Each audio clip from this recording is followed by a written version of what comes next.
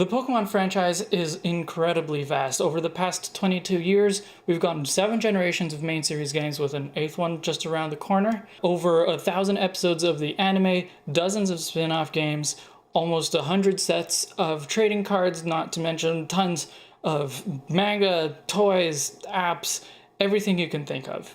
And a lot of these different mediums have a storytelling element to them.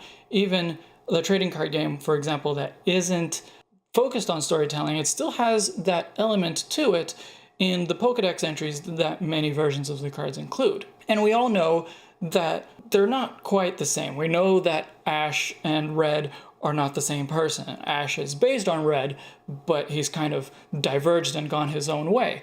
But we still think of them as coexisting in a way. We still think of them as part of the same Pokemon world.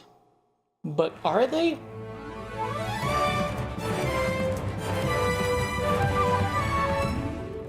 I was in the 5th grade, 10 years old, when the Pokemon fever hit. The anime actually arrived in Brazil before the games did, but honestly I don't remember that transition period. In my head, it was no Pokemon, and then all of a sudden, Pokemania. The anime, the games, and the trading cards, they all hit my school at the same time. It was so sudden, so strong that, the administration didn't really know how to handle it. These cards that the kids are trading, is that gambling? And there was actually a kid in my class who duped a younger kid into trading a grass energy for a hollow Alakazam.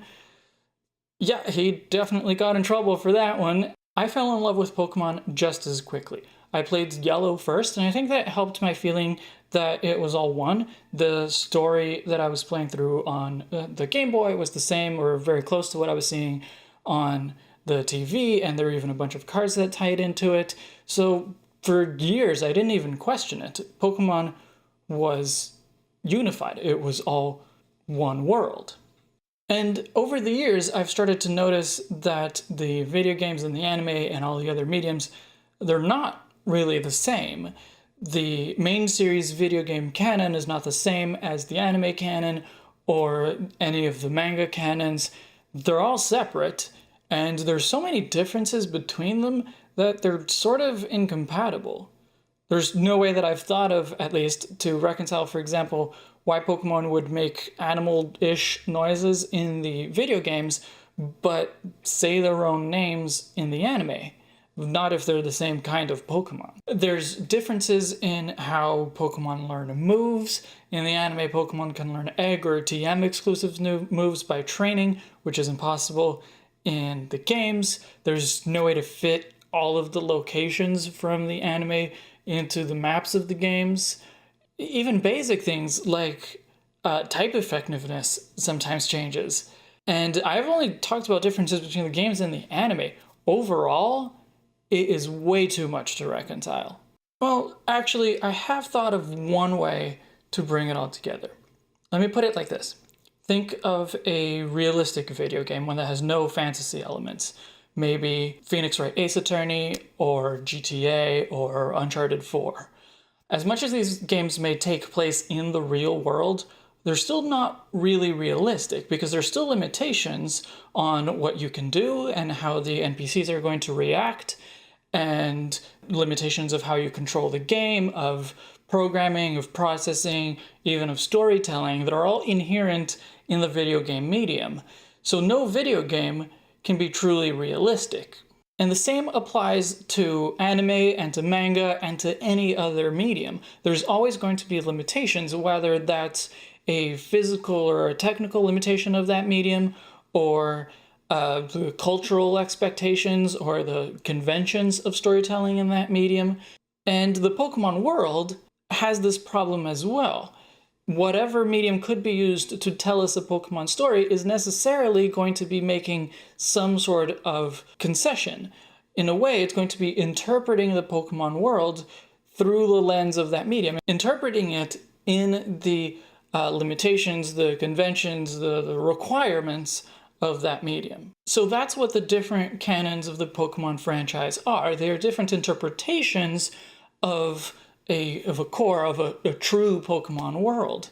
And none of them are quite perfect, which is why they're so different. In this view, also helps explain how the video games or any of the other mediums have evolved over time. When a new type is introduced, for example, it's not necessarily that the Pokemon world is different. Just because Clefairy is now a fairy type and not a normal type, it doesn't mean that Clefairy itself is inherently different.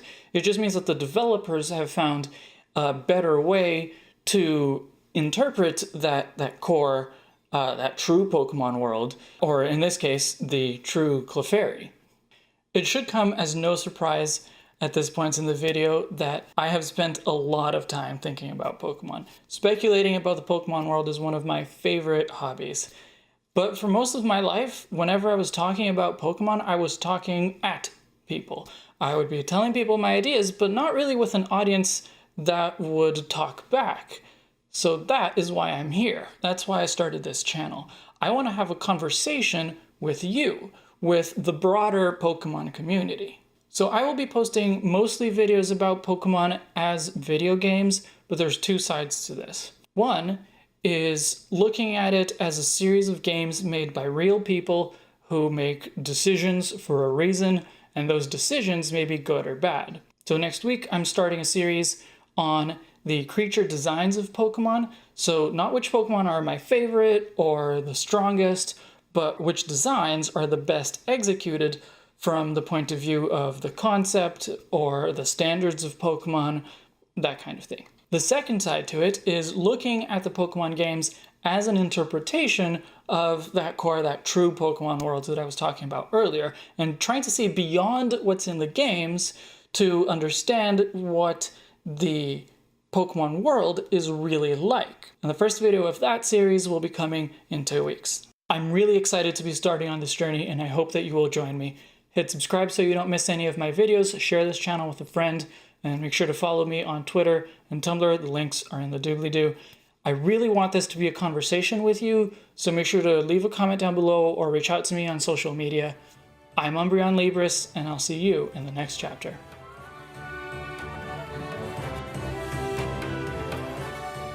Shout out to Braxton Burks of Pokemon Reorchestrated for letting me use snippets from his version of the Johto Gym theme, which was part of the album Johto Legends, an amazing album of orchestral versions of the music from Gold, Silver, and Crystal. Check out the links in the description for more of his amazing work.